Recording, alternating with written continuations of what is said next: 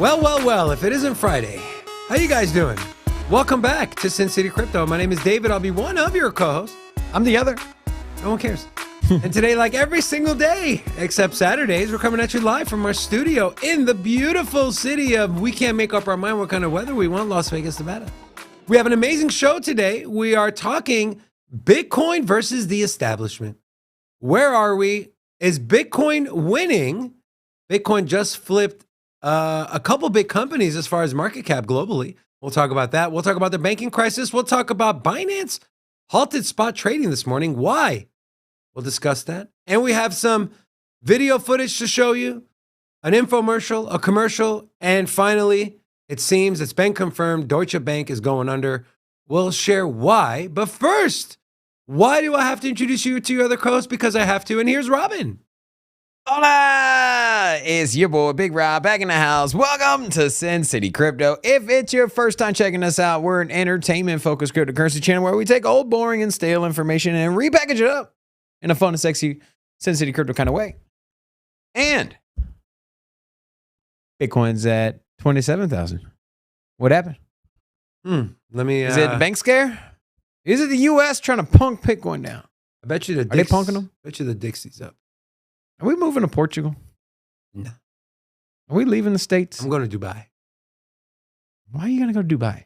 Because Dubai is cool. You know, if you don't pay your debts in Dubai, you go to jail. Interesting. Yeah, I'm just saying Straight to that. jail. Like, if there's a credit card you don't pay in Dubai, That's it. or if there's a car payment you miss, you go to jail, bro.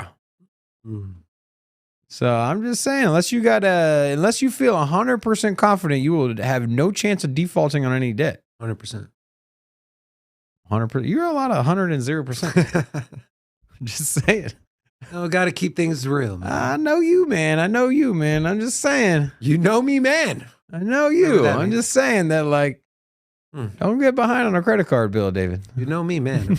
You go straight to You jail. trying to put me on blast right now, or what are you trying No, to do? I'm just saying that, like, I know you, Robin. I know you, but I'm not going to put you on blast. A late payment will get your ass thrown in jail. That's all I'm saying, bro. What are you trying to say? I made a late payment? I am possibly. Possibly. Very possible. I've made a late payment. That's where I'm getting at. I'm not free of any blemishes on my credit report. But I don't know if I'll risk my freedom on and not missing a payment in the future. I heard also if you spit on the ground, you can go straight to jail. Oh man, you are a llama, my dude. Actually, never mind. Dubai's out of the picture. We got our man Forrest joining us in about 10 minutes. So we're excited for that. But first, we're excited to share some funny giggles with you. So, well, first, let me give credit where credit's due. This is from 0x Flips on Twitter. So this is our current situation. Inflation, fighting SEC, fighting the banks collapsing, and here we are with the Arbitrum airdrop like nothing happened. So you can replace Arbitrum airdrop with anything because it seems as though, get the passport first. I know, I'm going next week to get the passport, don't worry. Outside of this, so this was a very interesting infomercial here. This is a Greenpeace commissioned artwork to encourage Bitcoin to leave proof of work. So Bitcoin CEO, if you're watching, pay attention to this. This is important, all right? Okay. I don't know. Let's find out together. Think Bitcoin's not bad for the environment? Think again. Introducing my newest collaboration with Greenpeace. I'm Benjamin Von Wong, and I use art to raise awareness for issues like plastic pollution and climate change. 6 months ago, I was studying the impacts of climate change in Greenland, where I saw firsthand what the climate crisis looks like. Greenland's ice sheet is melting fast, and witnessing it with my own eyes was absolutely gut-wrenching. That's where I met Rolf from Greenpeace and learned about how fixing Bitcoin could help solve climate change. Here's Rolf. Greenpeace is campaigning to change Bitcoin's code so it stops fueling the climate crisis and harming communities. Bitcoin's the world's most popular digital currency, and right now it's using as much electricity as entire countries, and most of that's coming from polluting fossil fuels like coal and gas. Bitcoin's climate damage got 125 times worse in just 5 years, but with the code change, we could cut the electricity needed to run Bitcoin by more than 99%. But how to make sure that people paid attention? Enter the Skull of Satoshi, a symbol I built connecting Bitcoin and environmental destruction. This 11-foot skull made from hundreds of pieces of electronic waste, like the kind generated from Bitcoin mining, is months in the making. And hopefully, you get to see it in person soon.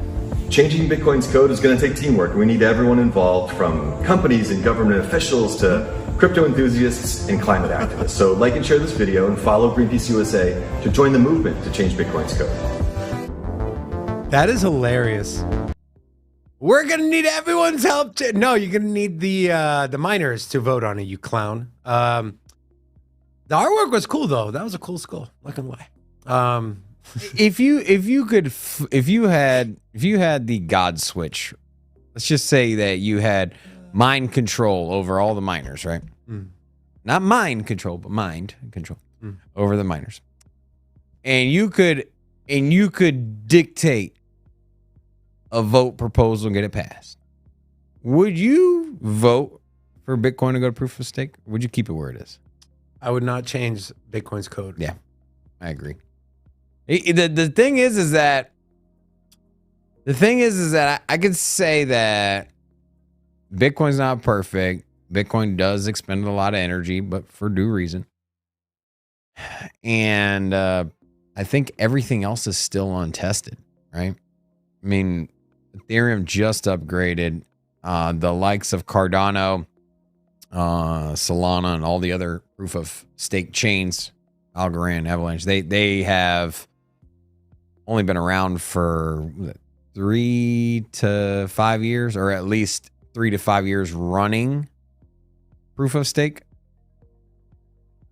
So I don't know. It's not tested. Not enough for us to endanger the Bitcoin network, right? True. Yeah. Guys, if you're new here, say hello. Welcome to Sin City Crypto. I want to give you a personal hola. So if you're new here, say hello. I do see a couple new people in the chat. We have Superbike J, Logan C, Ivan Hernandez, David O, also Rashad Lewis Jr., Crypto Dave, Brad Gabriel, One Day Rewards, and Chunk Town. And Pack Sad as well. So to all of you, hola! Welcome to Sin City Crypto. Did you say Chunktown? Chunktown, yeah. That's right, babe. Robin, we have video footage of our man Do Kwon. Oh yeah. Oh man, I was looking for it yesterday. Are you being funny, or are you actually? Okay, I don't know what's this gonna be. So this is in Montenegro. This is the Polizia. That is not Do Kwon. It's not Do Kwon? It's not Do Kwon. Do Kwon's coming. Oh, yeah. I'm telling you, I was like scouring the internet yesterday to see if I could find. Oh, it's here. It's here. So there was a meme that Do Kwon only got they found him because he was trying to claim his Arbitrum airdrop. Here he comes. Do Kwon. There he is. The man been eating good. So there he is. Off to jail. Straight to jail. And that's it, huh? They found him with multiple fake documents. And an article to back it up is...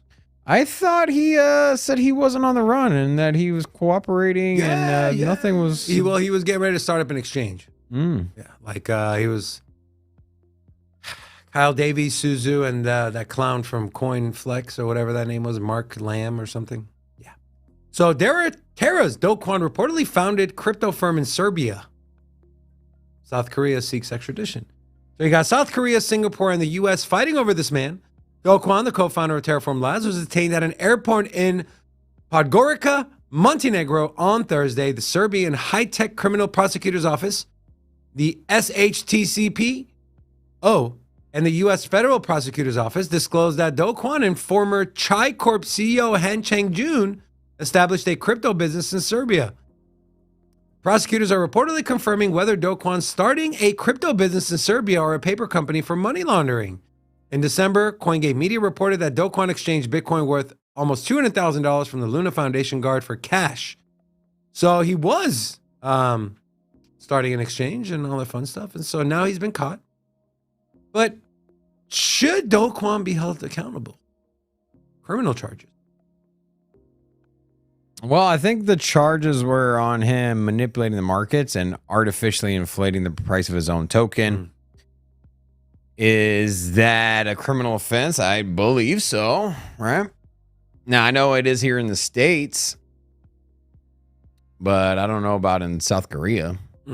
But usually where you have one market manipulation law or one law in the States, usually kind of get similar legislation across the pond as well. So It'll be interesting. Who will get dibs on dough? Will it be South Korea, the U.S., or Singapore? I have a feeling he'll come to the U.S. You think so? Yeah, I think they'll extradite his ass here. What do you think? Possibly. But I feel like there hasn't been a war cry to get him here in the States. Not in the same way. Well, like with Sam Bankman-Fried, we all knew as soon as he got scooped up, he was coming back, right? It's because politicians were thirsty for him. They were thirsty. They're a bunch of thotties. Yeah. Now, I haven't really heard the same buzz over Do Kwon. Anytime regulators talk about Terra Luna, they just talk about the collapse of the stablecoin. Don't hear much of his name tied in there, and at least not from the politicians and the regulators. So, you know, I want to bring on my friend. Rocco, let's bring him. What about my friend? He's not your friend. We know who's your friend. Hi, Forrest. How you doing, my friend? What's up, guys? Thanks for having me on. Good. No, thank you for coming on every single Friday. It's been what, 6 months we've been doing this? Been a while. It's been like a year. Yeah. It's been a while. So see, a real friend would know. I think so. How long? Shut your ass up. You know, guys, if you're not familiar, Forrest, he started coming on our show regularly when we had less than 1,000 subscribers. And so we appreciate Forrest, and he always brings us great stuff. So, Forrest, thank you so much again. You see the video of, did you see us showing the Do Kwon getting arrested? Yeah, I caught a little glimpse of the video, a little bit of it. You got any thoughts on that? You think they'll bring him back to the U.S.? And I know we're not litigators or lawyers or judges here, but what are your thoughts on the situation? Should he be held accountable, like criminally? Did he do anything wrong, or was he just cocky and arrogant and didn't know what he was doing? Yeah, so I do think he probably broke laws. I've seen things that would indicate that he was moving around money and basically taking millions of dollars out of Luna towards the top.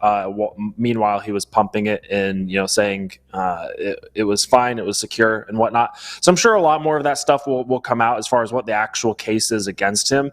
I do think he's very likely guilty. I do think he is essentially the Terra Luna collapse was the spark that ignited all of the contagion. Now, obviously, a lot of these other funds and companies and banks that have gone under have had an FTX, have had fraud or terrible risk management, and they were likely to tip over in the future anyways. But I feel like the UST and Terra Luna was the first domino. Hopefully he's held accountable. Hopefully he's put in prison. Whether or not that happens, or what the timeline for that is, and whether or not that happens in the United States, I have no idea. No. I'm curious why he's in handcuffs and Alex Mashinsky is not. That's just my thing. Yeah. Mashinsky flat out lied, misled customers, withdrew money out of the exchange when he knew it was. That's everything that Forrest said about same thing. Yeah, I guess. Yeah. So if he's in handcuffs, why isn't Mashinsky? Yeah. Forrest. Maybe he will be soon. Forrest. So I know last time you were here, we asked you about Arbitrum's airdrop. You said you qualified. Now I want to share. Yep. I want to share this article. Then I want to get your firsthand, experience with it. So apparently, there was some issues with the website and the airdrop. So users claimed 42 million ARB tokens in the first hour of the airdrop. More than 42 million ARB tokens were claimed in the first hour as Arbitrum's much anticipated token airdrop went live on Thursday, so yesterday. Some 23,000 individual wallets claimed the airdrop, representing 3% of all eligible wallets. ARB has a total supply of $10 billion, 10 billion tokens, my apologies. And their website and blockchain scanner was down ahead of the ARB token claim event amid massive interest from token users. So, Forrest, I want to first, before I ask your opinion, I want to bring it to light. You remember last time you were on here, we were saying, what's the market cap going to be? And we talked about 12 to 20 billion fully diluted. I said I think it could be 1 to 3, not fully diluted. And guess what?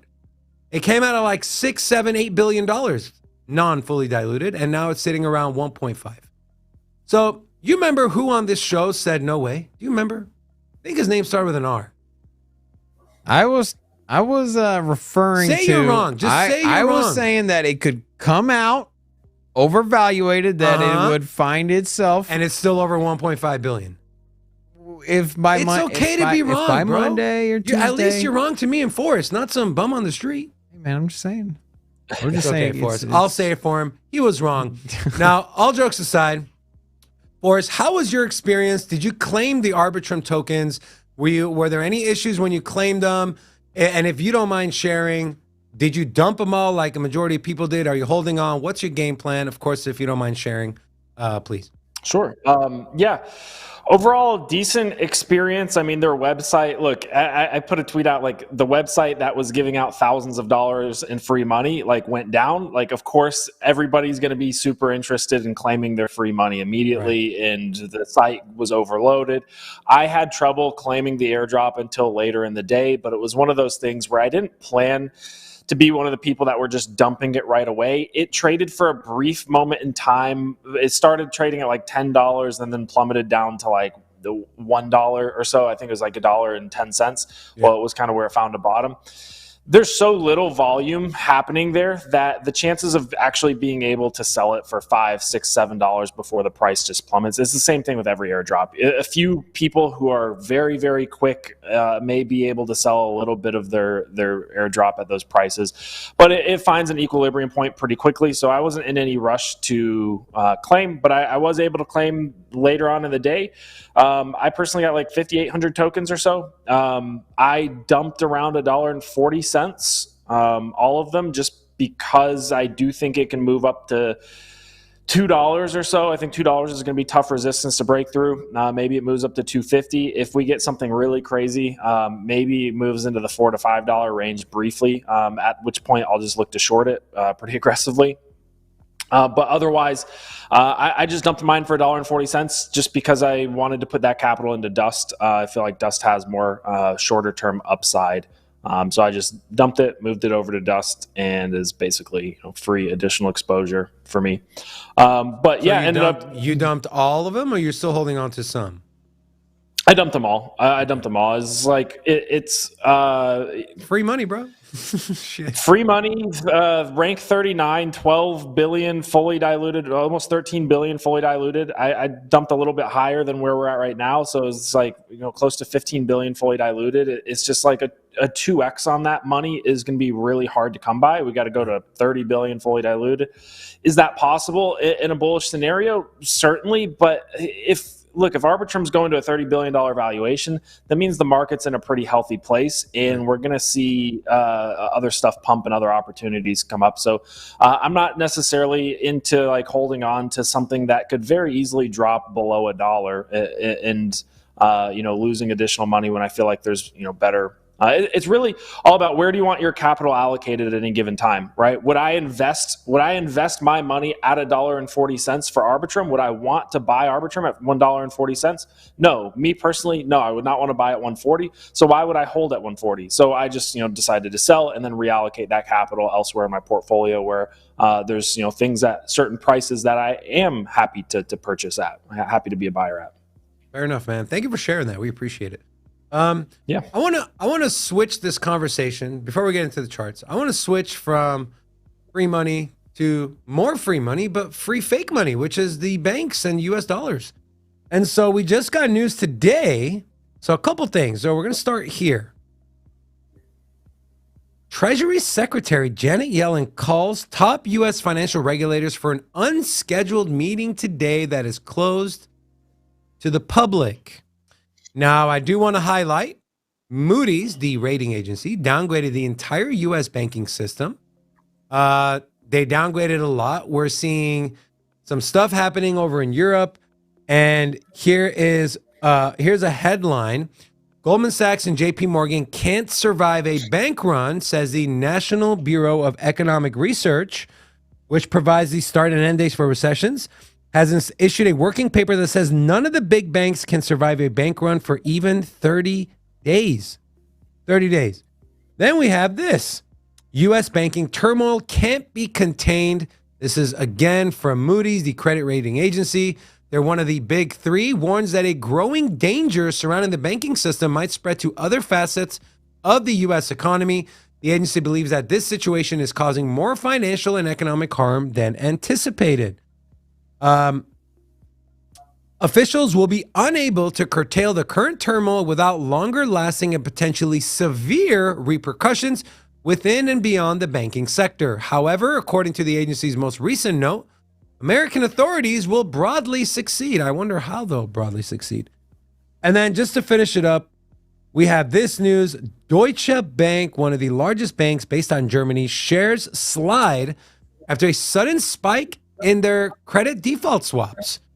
A couple things I've highlighted here. Deutsche Bank's share fell on Friday following a spike in credit default swaps Thursday night as concerns about the stability of European banks persisted. Credit default swaps, you see this term abbreviated as CDS, is a form of insurance for companies' bondholders against its default. Went from 142 to 173 basis points. That is a massive jump in this space.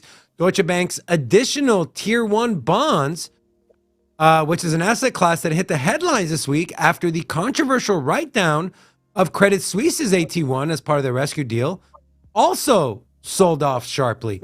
And I talked about this after the news came out that Credit Suisse, the bondholders, will be wiped out. If a government, the bank, you can call Switzerland the banking capital of the world, right? If they can go in and last minute change a law, let the bondholders just suffer and see their investment go to zero, why the hell would anyone who has any AT1 bonds in any bank in Europe hold on to those bonds? And so what happens? Bond is debt. Debt is how you continue your company. So if we're seeing massive sell-offs, what kind of contagion are we going to see? And then followed up by the absolute nail in the coffin, none other than Jim Cramer himself. Here's what he had to say about Deutsche Bank. Well, the real problem with Credit Suisse, which is the analog. Well, the real problem with Credit Suisse, which is the analog, is they never made any money. Deutsche Bank is actually very profitable. So let's start there. Why bail out a bank that is just a chronic loser versus a bank that's doing well? Well, so can we all agree now? Deutsche Bank is probably going under, Robin? So Deutsche Bank's arguably one of the biggest banks in the world, right? Yeah. You have been screaming and protesting that there is 0% chance JP Morgan Chase or Bank of America will go under. Moody disagrees with you. Moody, literally the credit agency. Moody also said the housing market credit was great 3 months before it completely collapsed. So Moody's can take one. So you have someone that actually sets the probability for default. That's essentially what a crediting agency is. It's saying, hey, especially like, personal credit, it's those Experian and TransUnion, they're like that. But for they're for people. They're just like, those credit unions, they tell you, hey, what is the probability of default? The lower your score are, the more likely you're going to get not any money back if you lend to those people. Same thing with Moody's. And then Deutsche Bank, obviously, to insure against default, that cost went exorbitantly higher because the chances of them going to default is higher. Do you still stand by this 0% chance JP Morgan Chase goes to zero? I'll stand by you. Yes, I do. Yes, I do. You do realize that when things collapse is when people don't expect it, right? Correct. Like there's been no history of a major catastrophic collapse, where people are expecting it though, right? You got Moody's expecting it. You got people bank runs. People are expecting volatility, and they're expecting uncertainty, and they're expecting bailouts. They're not expecting the house of cards to collapse. Bro, if they bailed out the 16th largest bank, they're going to bail out JP Morgan. They're going to bail out Bank of America. I'm not saying they're not going to try. I'm just saying that things start cascading, like, you know, it's like trying to catch that Jenga pieces. You know, one starts toppling over, you can put it back, but when that whole tower comes down, you can't grab them all. You can't bail them all out, bro. Yeah, because they all fall on fake paper money. Forrest, what are your thoughts on this whole situation? Are you with me? Do you agree that there's no way that the U.S. government would allow a top 4 U.S. bank, JP Morgan, Bank of America, to completely go bankrupt right now? More than right now, within the next 3 hours? In the next decade, if everything changes, sure. If the dollar reserve is no longer, sure. If U.S. Treasury securities go down, sure. But right now, in the climate we're in, do you agree with me? Yes, you do.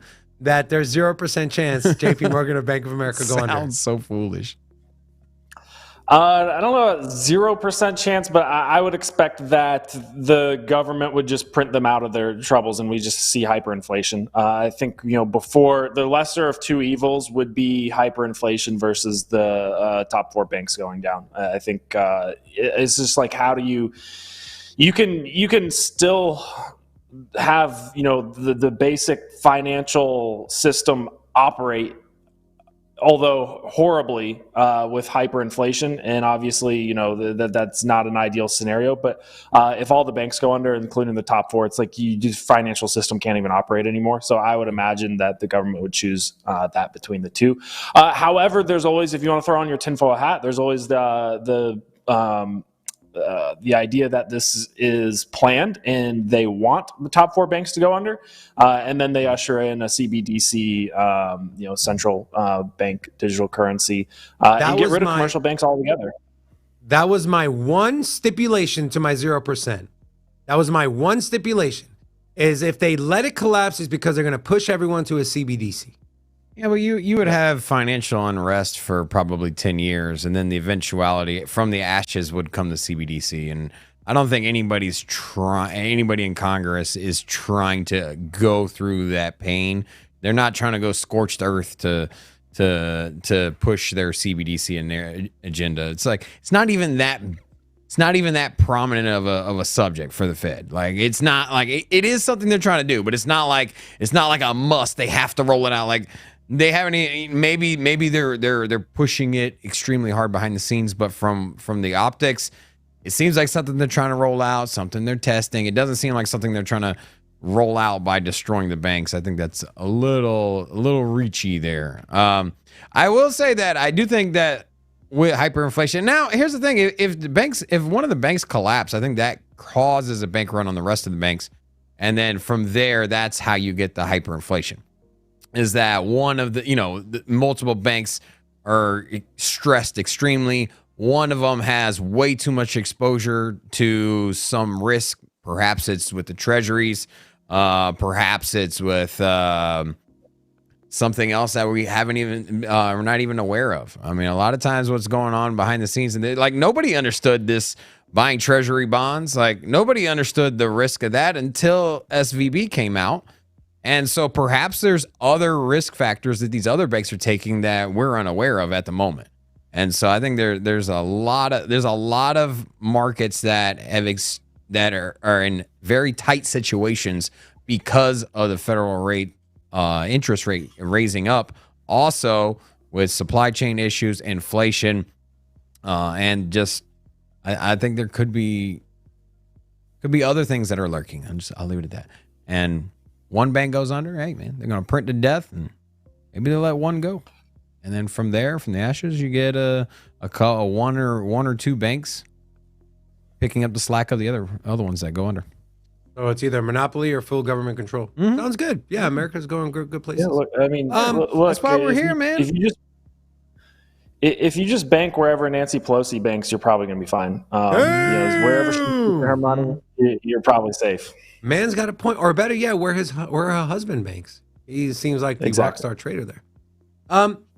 I've been sitting on this one for a while, okay, and This was interesting. So our favorite politician, Miss Elizabeth Warren, of course, from Boston, Massachusetts, she sent this out. Pretty interesting. Okay. Collapse of Silvergate, Silicon Valley, and Signature in the last several weeks have raised fresh concerns about the role of crypto's impact on banking and financial systems. She goes on to attack proof of reserve, and you specifically highlighted the threats from proof of reserve engagement by third parties. So, proof of reserves is meant to instill confidence and show people that, hey, if $50 billion wants to flow out of Tether, we got the money. We got proof that we have the reserve. We can withstand a run on Tether. Well, you know who else got the green light that they could withstand a bank run? It was Credit Suisse. They passed the U.S. stress test just a few short months prior to them going under. So the theme of today's show is Bitcoin versus the establishment, right? So what's right for me is not right for thee. You sit here and you say cryptocurrency poses a risk to the banking system, but when on all reality, the banking system has posed a risk for cryptocurrency. Do you guys agree, Forrest?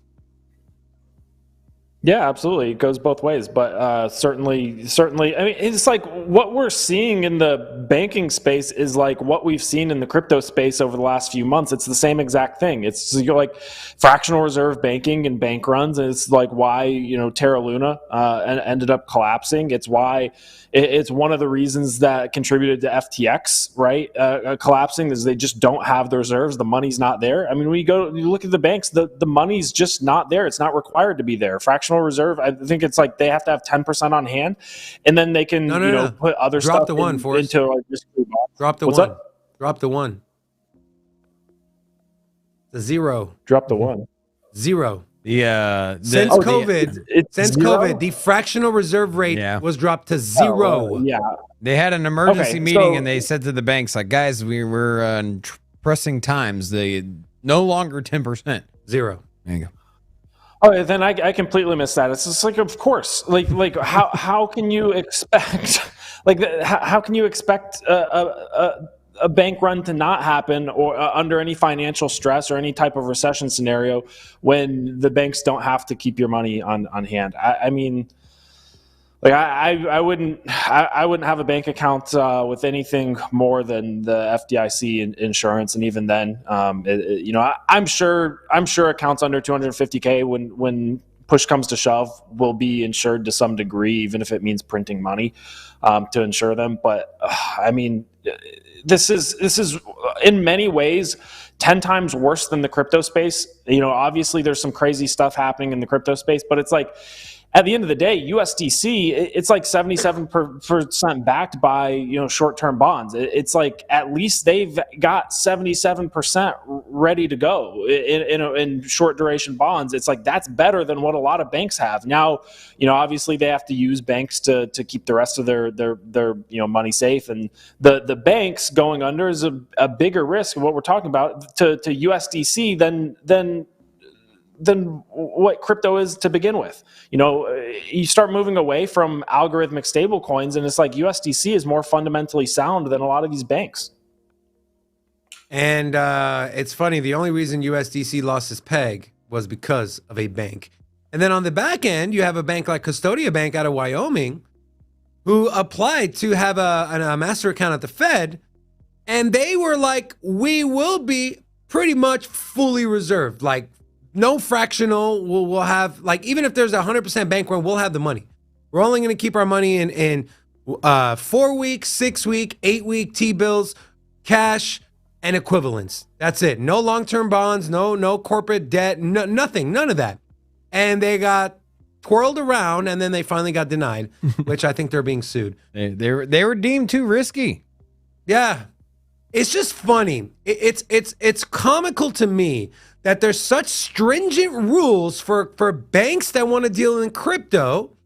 You have to have 100% reserve, right?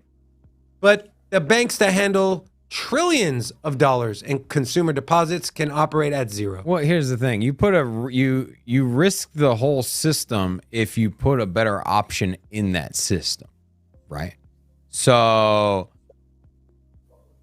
everything's at risk if you put in a perfect model. I don't know about perfect, but you know, an extremely better business model. You introduce it to the system, the market's naturally going to move away from the inefficiencies and what does not work. And so if you introduce a bank that is free of bank run because of the way they have their risk management and the way they hold customers' funds, I mean, it's a threat to what they've built so far. And right now it's trying time. They don't want to have any stress tests at all. They just want the system to work as it is. You know, they just want everyone to pay their money and not withdraw. It's a Ponzi scheme on the edge of collapse. And they don't want anybody to go in there and freak out and pull their money out.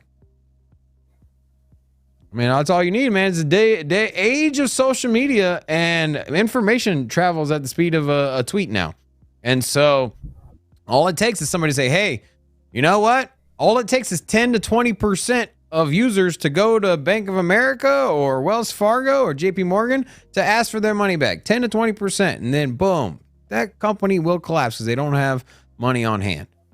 And hey, if you want to play it safe, there's this bank. This bank does have money on hand, so feel free to deposit there. They don't want to introduce that because they know what'll happen if they do. Same thing with crypto.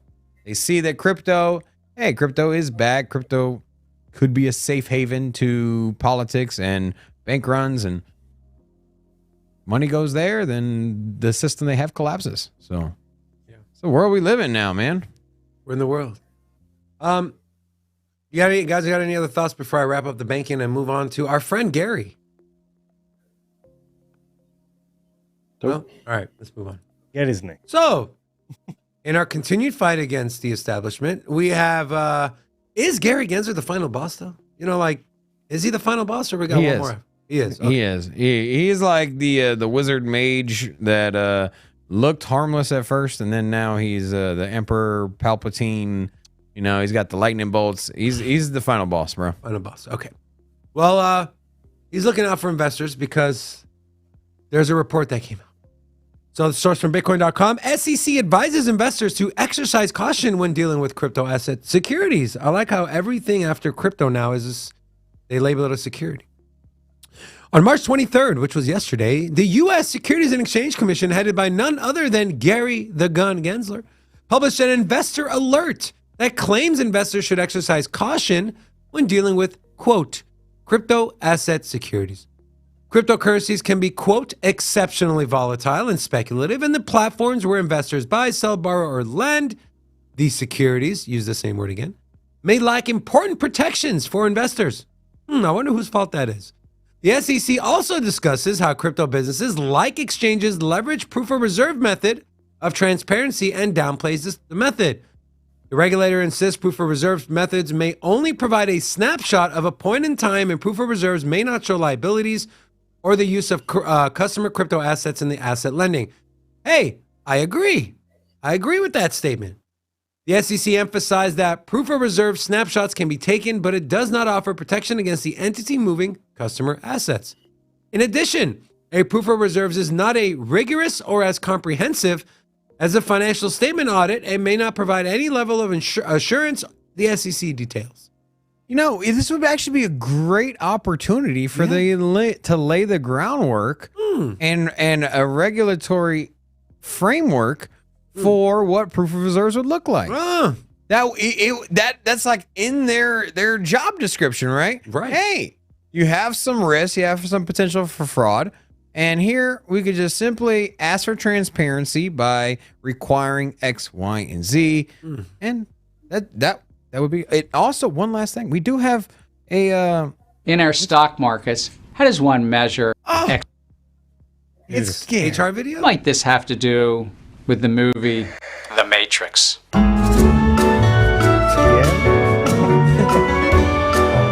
won't do this. No, please. No, please. No.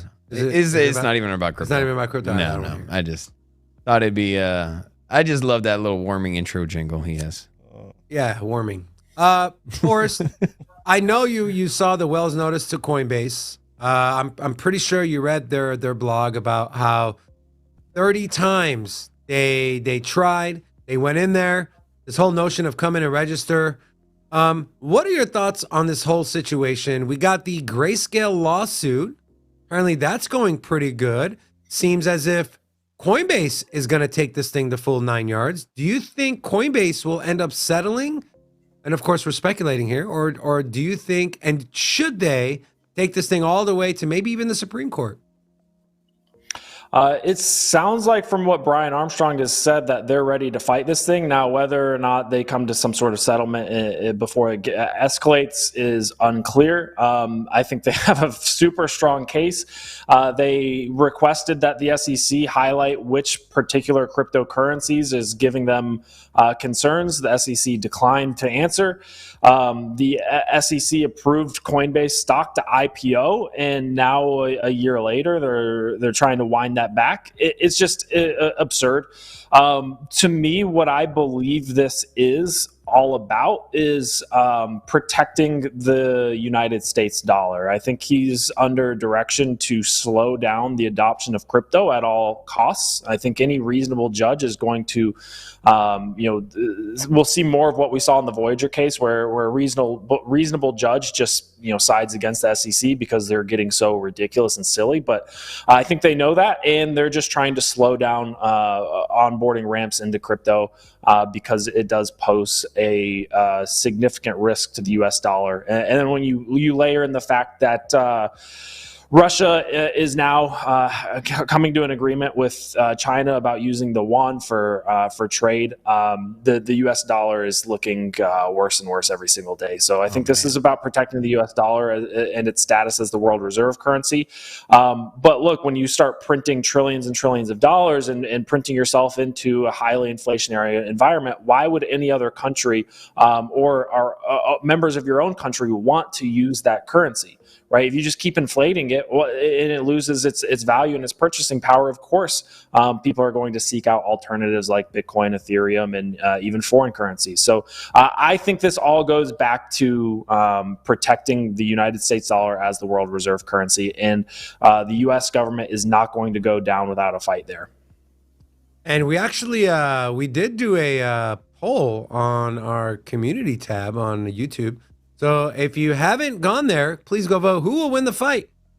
Coinbase or Gary? And it looks like a vast majority of you say Coinbase. Listening to the to Brian Armstrong, he sounded confident and almost excited to go to court because they feel like it's the only way. Yeah, right? Yeah, and he brought up several mentions that they're willing to go to court for the good of the crypto industry in general. And the frustrations that Coinbase has had with trying to work with the SEC, while all the while the SEC is saying come in and get registered. Well, they literally came in and got registered.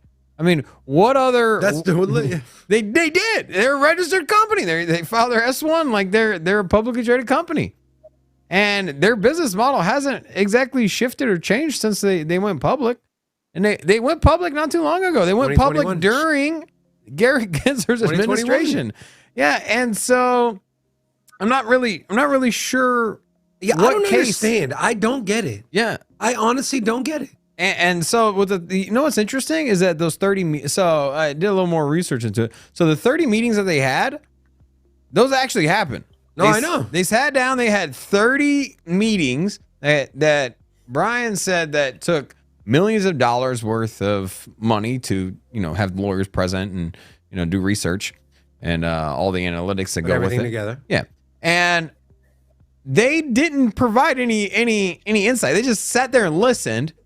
It's almost like inviting somebody in, like a criminal detective. Inviting somebody in and just sitting there listening to him. And he's like, hey, man, I need some help here. And then he's like, oh, yeah, that's fine. Yeah, we're going to help you. We're going to help you. And then you're just sitting there talking, and they're writing everything down and preparing everything for court. And the whole time, they're not giving any information. They're not giving any guidance. They're not saying, hey, you're breaking X, Y, and Z laws. Telling you, man, that's going to be an extremely easy win unless But they buy out or influence the judge. well, here's what I don't understand, and you guys feel free to give me your opinion on this, but if I'm in front of the judge, right, and I'm listening to this case, and if I'm a judge, my first question is going to be, well, if they presented this to you before they went public, their business model hasn't changed, why are you suing them when you signed off on them going public? Right? So, like, do they know something we don't know? Is the SEC just that dumb? Is Gary Gensler that hell-bent on dying on the stake for his friends in the traditional banking system? I don't know. It just like, I'm a common sense. If it's something that I'm not an expert in, lawyer, judge, I'm just like, okay, break it down, common sense.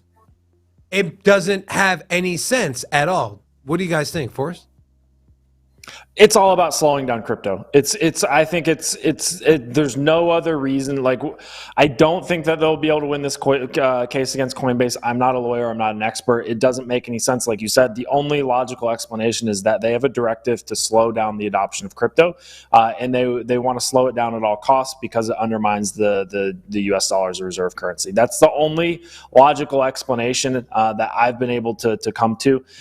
They're just hell-bent on slowing down crypto, removing the on-ramps, going after the banks that service crypto. I mean, at the end of the day, it's just an anti-crypto narrative because crypto poses a threat to the financial system as we know it. You look, it goes higher than just, the U.S. government. You look at the IMF. They want a CBDC. They don't want crypto. They've come out and said that crypto undermines the world financial system, the world monetary system, which it's designed to. Of course it does, right? No one wants to, like the average person, it's not in the average person's benefit for the US dollar to continue being the world reserve currency long term. Now, if you live in the United States and you're wealthy and you do well, sure, you can potentially outperform inflation and continue to do well. But if you're another country that's dependent upon the U.S. dollar as a currency for trade, and you have no control over its supply and its inflation, then you're in trouble. And cryptocurrencies are potentially a better solution for storing value on a longer term time frame. Forrest, question: do you think that we are, because I'm starting to lean, okay, I was thinking that crypto was going to have this slow integration, slow adoption over time. One more big company will adopt crypto. We'll go through another bull market. We'll onboard a bunch more users. We'll go through another little bear market. We'll have the stain of crypto again. I started realizing with the inefficiency of the banking system, the 3 billion people that are unbanked that are looking for banking services, the level of progress that crypto has made, basically its actual real utility is no longer a speculative asset. It's no longer just simply a store of value that you can just send peer to peer. It actually facilitates finance and other key services as well, identification, blockchain storage, data storage. I started thinking, I'm like, you know what? I'm in this camp that we might see it, not hyperinflation, that might be on the table, but hyper adoption. I think that maybe within the next 5 to 10 years, maybe closer to 5, I think that we are going to be in a situation where we go from 0 to 100 real quick, and the globe starts piling on to crypto. And I think it might take a couple banks to go under, some people to see inflation get extremely out of control, and they see the services there are available for people that don't even have services. Do you think that hyper adoption to the point to where, hey, crypto is no longer just a degen game in the next 5 years, or do you think it's still kind of a slow rollout process? Yeah, so my opinion on this is that crypto cannot be a solid world reserve currency or solid store of value alternative against the dollar until payments infrastructure is solved. Because you look at this scenario that we're in right now, and you have banking crisis, potential banking collapse. Everybody's worried. Well, wouldn't it make sense for everybody to just move over into Bitcoin, right? Sure, in the short term, but when things get really ugly and JP Morgan potentially goes under or has to be bailed out, or this Deutsche Bank goes under, whatever the next contagion is, people still orchestrate payments, and the world still operates from a payments infrastructure standpoint in dollars, right? Everyone has debt. A lot of people live paycheck to paycheck. If you have to meet your mortgage so that you don't get foreclosed on your house, if you have to have a car payment, right? If you have a car payment that you have to meet or else your car is going to be repoed. If you have to go to the grocery store and buy food to feed your family, you are not doing that in anything other than US dollars, at least in the US. And then, insert your fiat currency for whatever country that you're in. Payments are still done in US dollars. Until payments infrastructure is solved, it is not feasible to actually switch over to a cryptocurrency like Bitcoin. This is why this is the biggest hurdle, and one of the reasons that I am not of the opinion, among other reasons, that Bitcoin is going to become the world reserve currency. And that's because payments infrastructure on Bitcoin just do not work. You have stuff like the Lightning Network and Strike. But you go to the Strike website and you figure out really quickly that Strike is a custodial solution. You give your Bitcoin to them and they put it in a bank called Prime Trust, right? And then you're right back in the same situation you were before, where you're storing your money in a bank.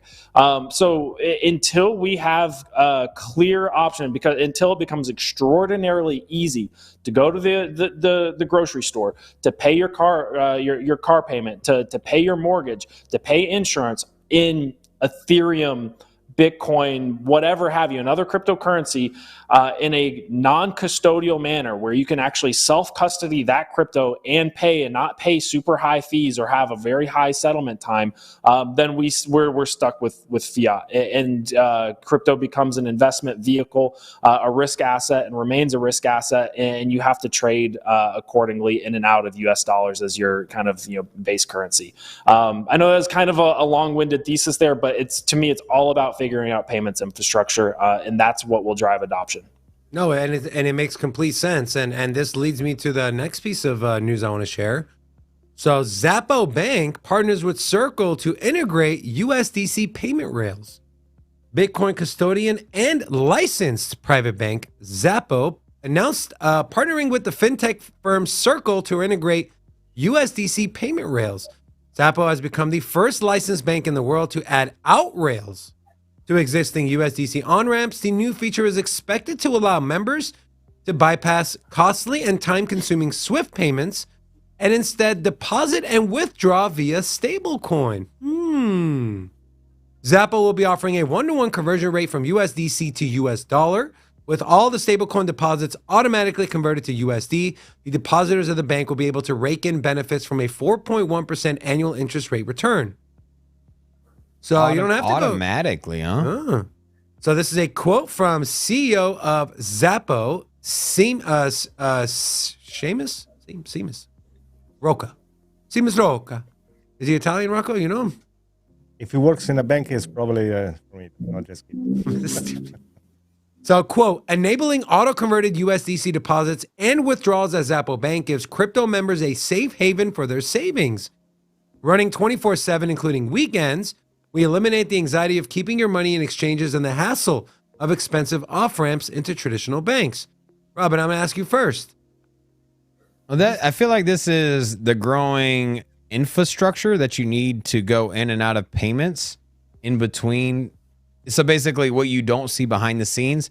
So if I have my account where I have my crypto, whatever it is, I walk up to a retail overseas, somebody else, they are receiving pesos. I pay in dollars or Ethereum or Bitcoin, doesn't matter. I pay it there through my teller. I choose what currency I want to use. They receive their currency of choice, more than likely the peso if that's where it is. Boom. That's this is the rails for that, right? You're instantaneously converting cash to USD the second USDC to USD the second it hits the bank. No longer do you need to swap or do an ACH transfer out and wait 3 days. It's just like, hey, I got $1,000 in the bank. I want some USDC. Boom, instant. Or I have USDC, convert it straight to cash. Yep. And if the bank goes under, it's sitting in cash, not in USDC. What are your thoughts, Forrest? I think I'm missing a little bit of context around like how this works and its potential use cases. But if it's just an alternative to SWIFT and you're sending USDC, I don't know if those transactions are custodial or occurring on the blockchain. But look, this is just continued further adoption of USDC and crypto and blockchain tech potentially. So. Yeah, I feel like I'm just kind of missing the exact context of. Think of it like Uniswap. So you have a liquidity pool, but it's all dollars, and so people get in and out of USDC, and it all if it sits in the account, it all goes straight back to the liquidity pool of dollars, and then they is it like built on Ethereum? It's built in a bank. So it's a bank. I'm not sure. I'm not sure what network they use for the USDC, but they give you USDC in real time versus waiting for the ACH bank transfer deposit. Sure. So that's through their own bank, though. So it'd be like Bank of America offering, "Hey, you can buy Stablecoin and don't have to wait for the ACH because we own." The stablecoin and we own the dollars that are in the account. We're sidestepping the SWIFT system. Yeah, so they're sidestepping the SWIFT system. So I guess if you had an account through Bank of America as an example and you wanted to operate, you would have to open up an account at what is it called? Zappo. Zappo, you'd have to open up an account there and then do a bank transfer into that account and then basically use that bank. I think there is a void and an opportunity for a bank to maybe currently they're a shadow bank. I don't know. Maybe they are an actual bank that's a smaller bank. I guess one last sorry to interrupt. I guess one last comparison would be it's like a bank is being an exchange, but the only token they offer is USDC. Bank and exchange, but they only have one token.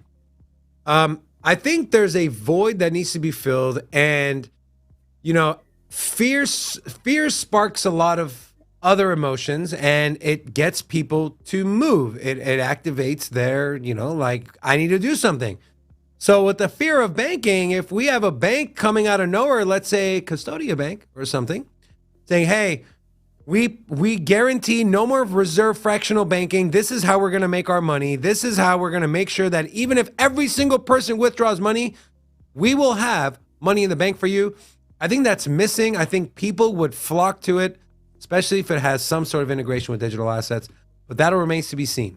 I want to highlight a comment from the chat, and then we'll give some love to the chat. And we'll get into the charts. Yep. So Addy V said, "I had 2 banks unlinked from my exchanges this week, and I cannot get them relinked. Same. Kraken just announced ACH is done at the end of this month. We might have to go back to wire transfers. Shit. I don't know. But we did do a video, our last video, the crypto bank collapse. Towards the end of that video, I talk about the importance of crypto-friendly banks and what we can do if all these on and off ramps are cut off.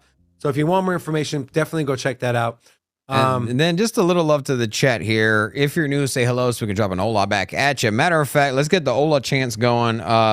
If you're paying attention, if you're liking the content, drop a hola in the chat. I'll lead the charge. Also, some of the new people we have spotted here. We have Abdi A. We got E-Man P, Stephen T, Chemistry Bro, R252, Unforgettable Name, and then we got BH Baker, the Hamburglar, and Manny 0116. Hola! Welcome to Sin City Crypto. As Forrest was speaking about, hey, maybe the SEC, they've been told to slow the adoption down. I'm just like, suing people and possibly going to litigation costs a lot of money. I mean, where are they getting this money from? Well, here's where they're getting the money from. Jake Paul agreed to settle for $400K. So, hey, Let's sue Coinbase, but at the same time, let's sue these celebrities who promoted this, and then we'll get the money from them. We'll use that money to sue the others. Forrest, before we get into the charts, I want to ask you about this. This is from Will Clemente.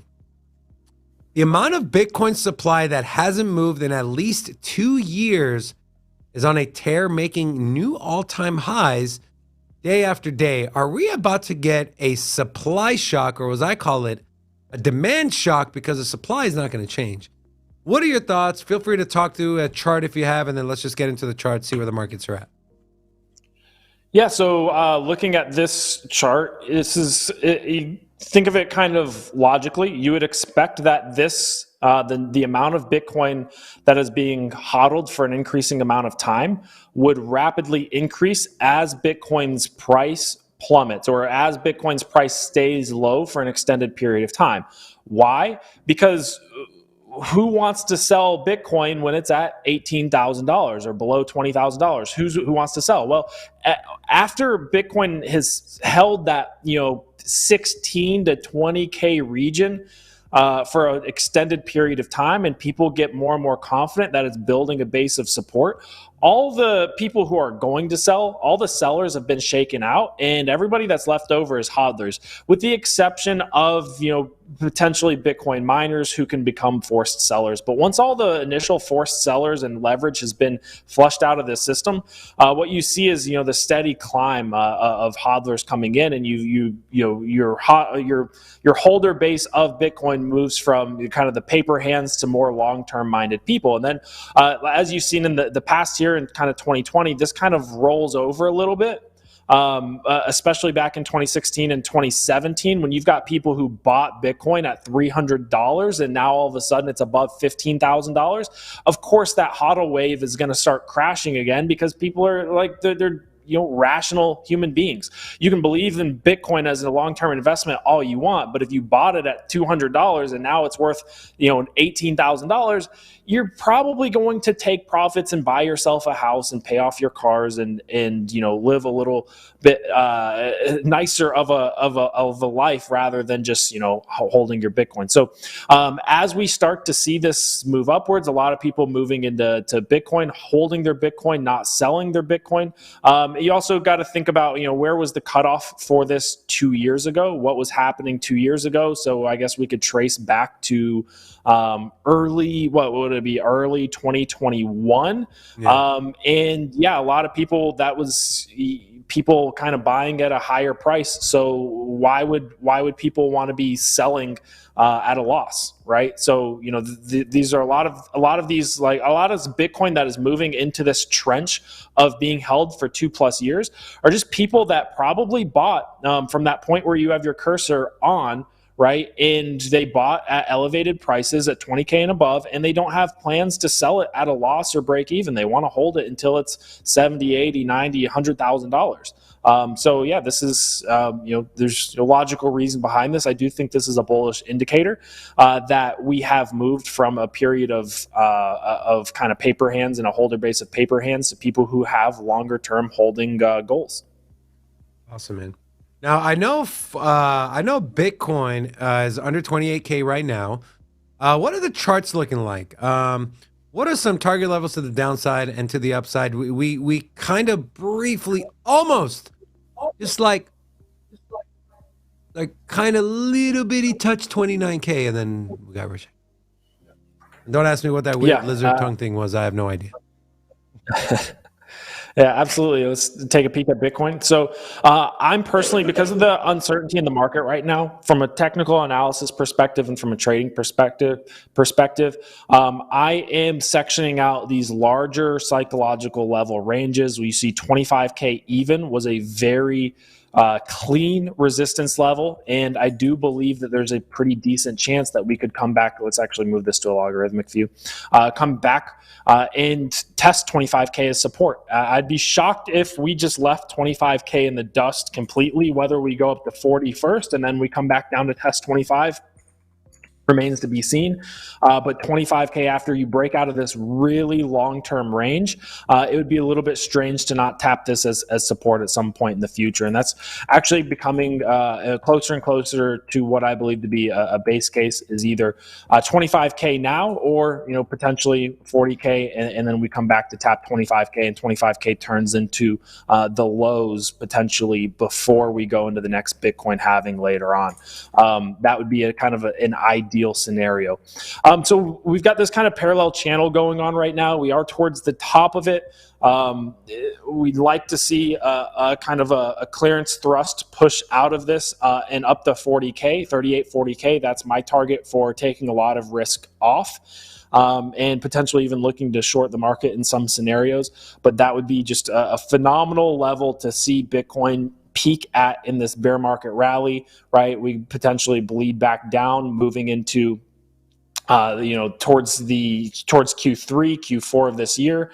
Maybe we even go back down and test 25K, and then we ramp up going into Q4 2024 Bitcoin halving type scenario. So I'd love to see us push up to 38, 40K. I think that this banking crisis narrative is certainly helping Bitcoin. I think Bitcoin's leaning into this narrative quite a bit. People are wanting to buy Bitcoin, but I do believe that if it passes a certain threshold where we see a collapse in the S&P 500, where we see a collapse in banks, that Bitcoin will crash like a risk asset. And I say that because we saw something similar with the COVID crash. At the end of the day, if people are scared and they need money to pay their bills, to pay their car payments, to pay their mortgage, what are they going to do? Well, they're potentially going to sell their stock. They're going to sell risk assets. They're going to sell equities. They're going to sell assets like their car or their house, or they're going to sell their Bitcoin, right, to pay off. They're going to become a forced seller,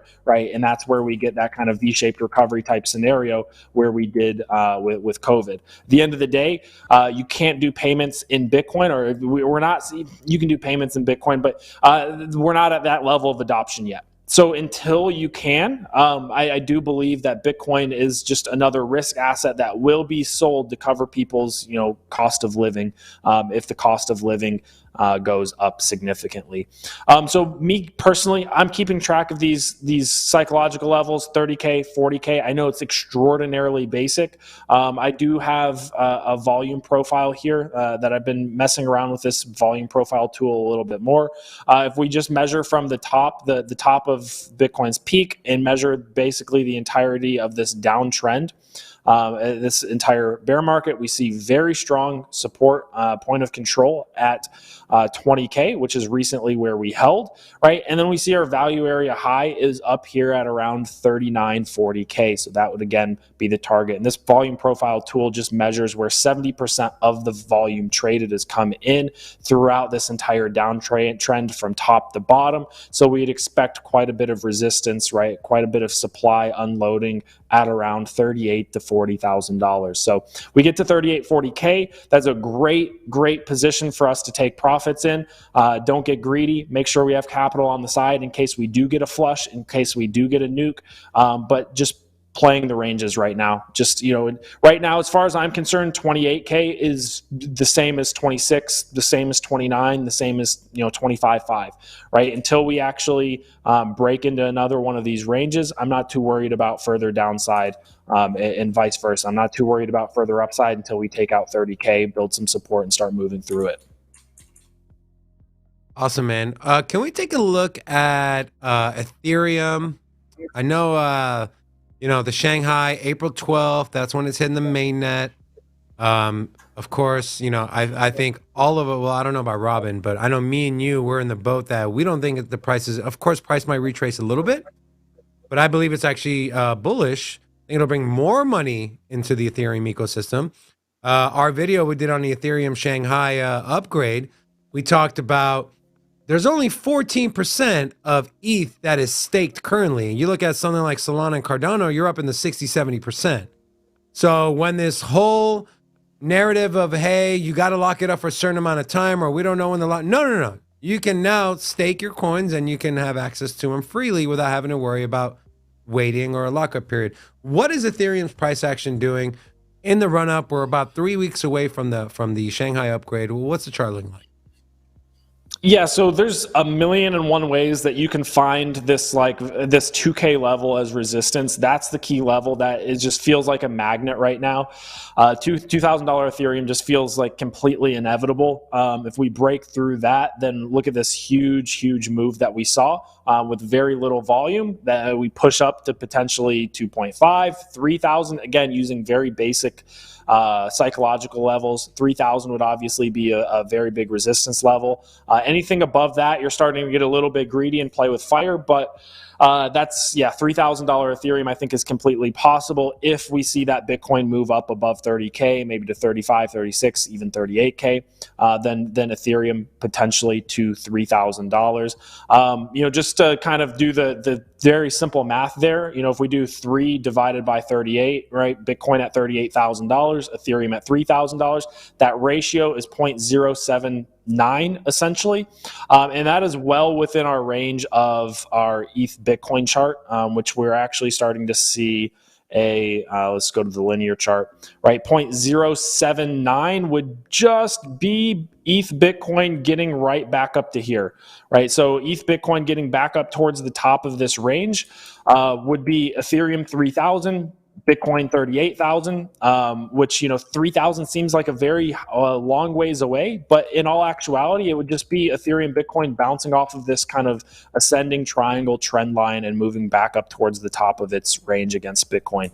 I do think that Ethereum is suffering against Bitcoin for 2 reasons. One, because Bitcoin's really leaning into this narrative of the banking collapse, which is really helping out Bitcoin, and then obviously with Ethereum, you have people worried about the Shanghai fork unlock, which I think once we get through that, the date I believe is April 12th. I've kind of highlighted that here with this vertical line that I'll just make red. That's the Shanghai fork. If I'm not mistaken, I believe it's April 12th.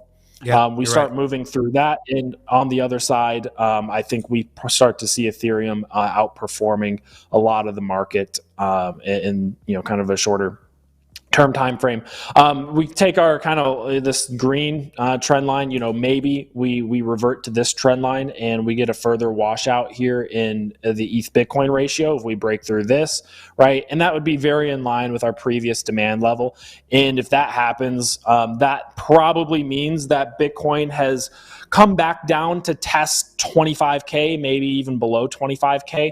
Ethereum is performing worse than Bitcoin, and we get a washout down to some of these levels. And for me, that is just an automatic buy of Ethereum. You can also just structure this in a way like, look, we got this ascending triangle. You could just very easily enter a Bitcoin short, right? 1x or 2x Bitcoin short, and the same leverage Ethereum long.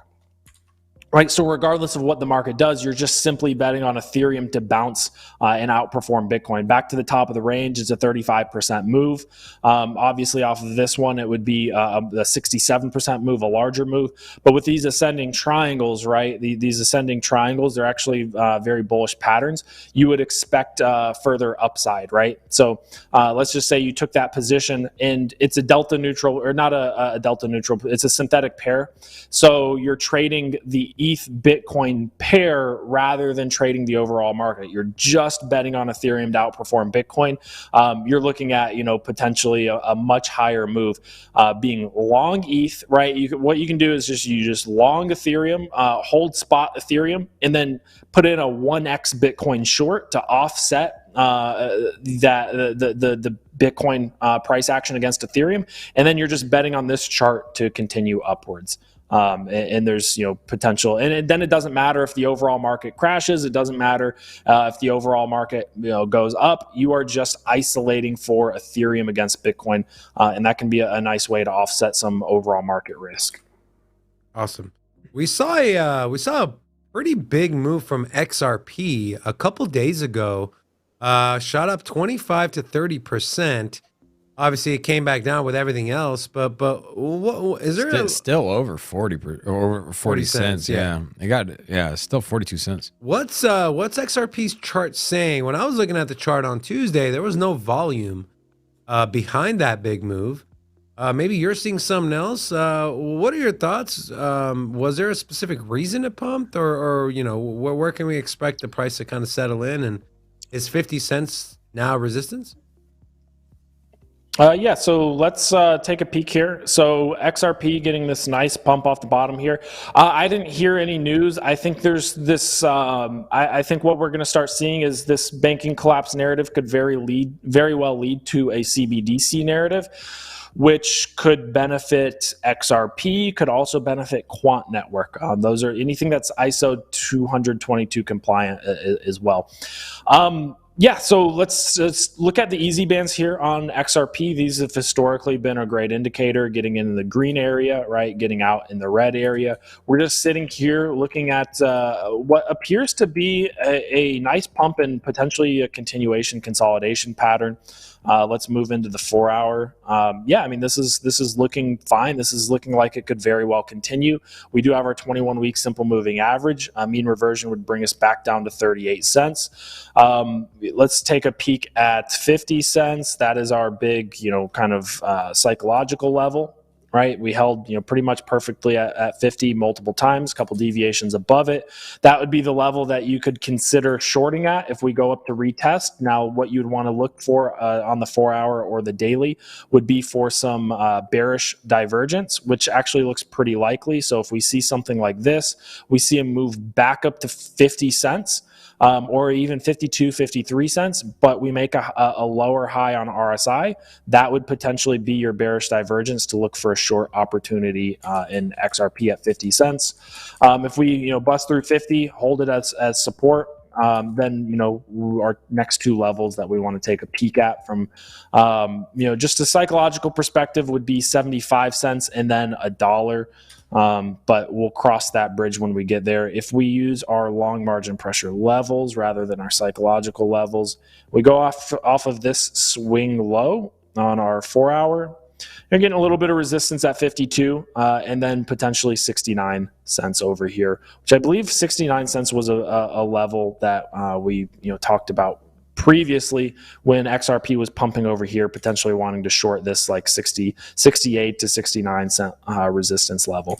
So, I'm pretty, I don't have a big opinion on either direction on XRP. I think you just wait for what the chart tells you. Obviously, if they beat the SEC, then, that'd be great. This could also just be the confidence coming into XRP because the SEC is just embarrassing themselves over and over and over again, taking on bigger and bigger cases, potentially against Coinbase that they'll probably lose. And it's just looks like their plan is to slow down crypto rather than actually win these cases. So I could definitely see XRP winning the case. And that'd be great, obviously, for price. Awesome. Freaking Rocco. Thank you for that, Forrest. Do you have any other charts you want to show us, or? Happy to go over whatever. We'll just take a brief peek at Arbitrum because I know it's probably something that a lot of people are potentially interested in. Obviously, we got to go into the 5-minute chart. I tried to take a short at $1.50, the psychological level. We only got up to one. I tried to take it yesterday at $1.50. We front ran that, and then I removed my order. You see the deviation over our psychological level of 150 for Arbitrum, and then we tapped it as resistance. That was your trigger to short. Then down here, 125 is your next psychological even number. It's acting as a little bit of support here. So especially when these levels were really nice for Blur as well. So when airdrops come out, there's not a lot of price action and structural stuff over here. There's nothing over here to do TA off of. So what happens is these psychological levels end up being stronger than they would otherwise be. So 125, I become a buyer around $1 for a couple of reasons. Whoops, there's $1. Obviously, that's a big psychological level. You throw on your short margin pressure levels, though, which I'm actually not going to bring over because they're on another chart and they're over here and they don't populate, and it becomes a whole thing to try to bring them over. But your margin pressure level off of this prior resistance is going to come in around like 99 cents, all the way up to about $1.02. This is a very hot support level. If we see this collapse down to around $1, I think it's a great opportunity to buy and a little bit of leverage and look for a bounce back up to 125, 150, and then potentially $2 and a big speculative push. Awesome, man.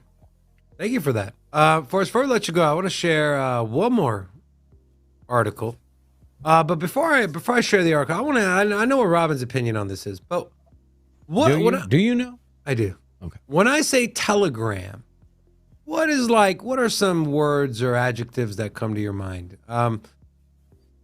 Please. Telegram, they've got TON coin, the open network, I think it's what it's called. Messaging, DM, telephone. What comes to my mind is scam. I see a lot of scams on Telegram. I've gotten scammed on Telegram.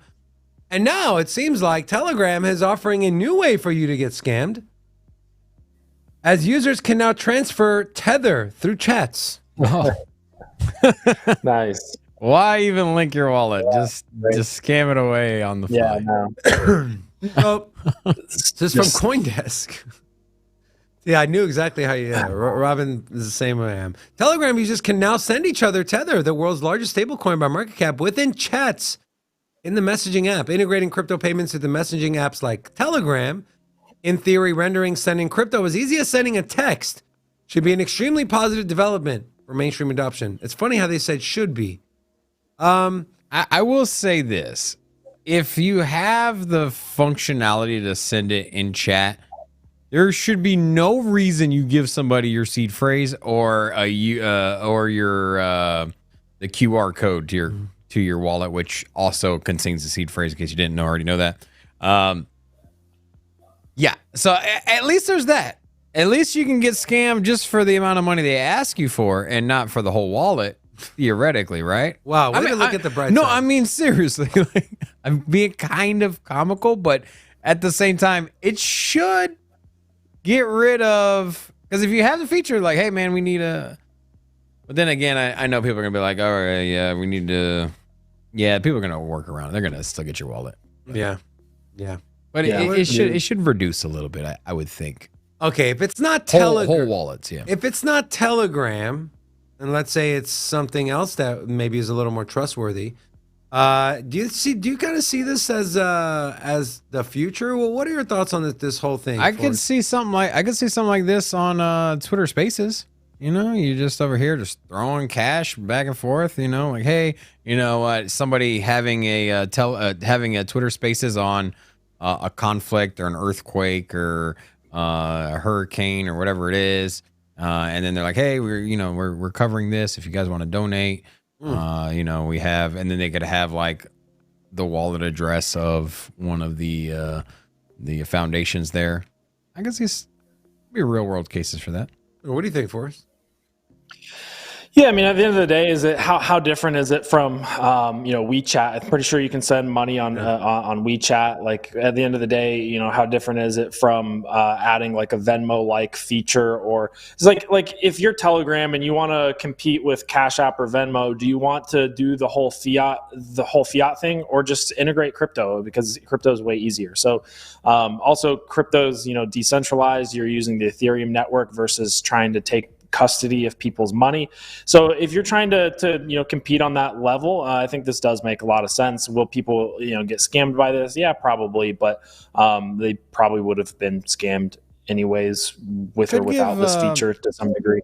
Could give financial inclusion to people that are really just only familiar with that for messaging and developing countries. And hey, it could offer a means for banking or substitute for banking. Yeah. You know what else makes a lot of sense is for you to be subscribed to Sistine Research. Guys, we have linked Forrest's YouTube channel to the description of this video. Please make sure to go subscribe if you haven't already. He does TA every single night at 7 p.m. Pacific, 10 p.m. Eastern Standard Time. Sometimes he is joined by guests. But if you want this and more, also, if you want in-depth analysis and research, you can join Forrest's paid Discord. And if you want to support the Sin City Crypto channel as well, there is a affiliate link in the description of this video. Also, go follow Forrest on Twitter at 0xstacker. Forrest, before we let you go, would you like to share anything or anything you'd like to leave us with? Guys, uncertainty is just skyrocketing right now. Be comfortable operating from a position of uncertainty. The second you the second you start believing that you got it all figured out, you know exactly what the Fed's going to do, you know exactly what the SEC is going to do, you know exactly what the markets are going to do. You probably don't have it figured out, and if you're going all in on any one thing, you're at a high degree of risk. In my opinion, people should be diversified to some degree, should have some stable coins set aside to buy a crash in the case that we do crash, and then otherwise just ride this wave of Bitcoin, this Bitcoin wave up higher, and when Bitcoin's doing well, that gives us a little bit of license to speculate across certain aspects of the market, niches within the market, and we can pull and extract money out of the market, hopefully. So yeah, guys, just it's an uncertain time, and be willing to go with the flow, and be nimble, and be diversified, and I wish nothing but the best for everybody's finances moving forward through the rest of the year. Wise words. Have that dry powder ready, my friends. You never know. That baby Forrest, powder. Baby dry powder. Forrest, thank you so much, as always, my friend. Enjoy your weekend. And we are, well, no, I don't know about Robin, but I'm excited to see you in 3 weeks. But until then, we'll have more of these shows. Are we going to play some more shuffleboard? Yeah, let's do it. Shuffleboard was fun. Hit a pop golf. That was fun, yeah. Hey, my swing was getting better towards the end of my swinging there. I'll let you know. And also, if any of the community members are in the Atlanta area, feel free to reach out to us. Yeah, we'll be down link there. up, yeah. Yeah, come hang out. Forrest, thank you again, my friend. Enjoy the rest of your weekend, buddy, and we will see you next week. See you guys. Thanks for having me on. Peace. Thank you, bro. I do want to give a little love to the chat, though. We do got some new people in here. Yeah. If you're new, say hello so we can drop an hola back at you. Hello. And we have Bradley Boyko. We got Node-Based Devs, Zero Man 13, First Eye Vision, and we got Zero Duckies Entertainment and Uno Gas. Hola! Welcome to Sin City Crypto. Why'd you say vision like vision? Because he spelt it Vision. Maybe it's a vision, right? Speaking of Italians, our producer Rocco, throw your picture in the frame here. Okay. We have our producer, the Don, part owner of Sin City Crypto. The man got style. Oh, I got a button I can put in full screen. There he is. Oh, the man got Rocco. Move that mic out of the way. Let's see that shirt. So I'm hearing this is something new you can pick up on the In and Out Crypto. Okay, so I'm gonna share. So guys, if you're not familiar, Rocco runs inandoutcrypto.com. This is cryptocurrency merchandise, and we signed a 35-year contract with him to do all of the Sin City merch. But here's a cool part, okay? Because I made an offer that you can refuse this. Yeah. He offered the sort of deal we cannot refuse. It comes with tomato sauce. Here's the cool part. So they got different collections. So if you're an XRP fan, you got XRP, you got hoodies, sweatshirts, dog tags, shirts, hats, mugs, beanies, and cool stuff. You got an Ethereum. You got Cardano. I'm not going to talk about SHIB. You got a winter collection, summer collection. You got stuff for cars. You also have stuff for pets. Look at that. Robin's not happy. When are you going to get a bird blouse? Right? Well, yeah, can I get a bird shirt for old Larry? I'm working on it. You will also find here a special area for just Sin City Crypto merch. And so here's the cool stuff. So Rocco, I was asking about the backpacks and the quality of them. And so he bought me one. Yeah, we got it right here. Oh, it's right there? Yeah. And amazing quality, really cool. It's got stuff in the inseams as well. And so you got some shirts here. This one's pretty cool. It's one of my favorite ones. Run SCC. And so there's a lot of cool stuff on here, man. If you're a whale member, you get 10% off. So go check it out if you need some crypto merch. Support the Don. Get Sin City Crypto message out there. There we go. There's a backpack right there. Cool stuff, man. So there's some good quality stuff on there. And like I said, it's good quality. So go check that out. Also, go follow us on all of our social media platforms. We are most active on Twitter at Sin City Crypto 1. Also, Rocco Talks wants to know when Quant Gear, QNT. Quant. Rocco's always constantly putting new stuff on there. So Yeah. make sure to check that out. I'm still waiting for baby stuff. I just had a new niece. I would love to get her a Sin City Crypto onesie. By the time we get 4, I guess on. Fair enough. You just get your niece the dog hoodie. The dog hoodie. Yes. You calling my niece a dog? No, just probably about the same size, you know. Get a small to medium sized dog hoodie and Okay. All right. I got so much to say, but I'm not going to say it. But what I will say is that we are done. A huge thank you to Forrest. Guys, we do a bunch of other content. We do a bunch of shorts, a bunch of videos, posts. Go join our Discord. If you want to stay active in our Sinner community, make sure to do all that. Share the stream with your friends. If you're not subscribed, make sure you subscribe. And with that being said, Rocco!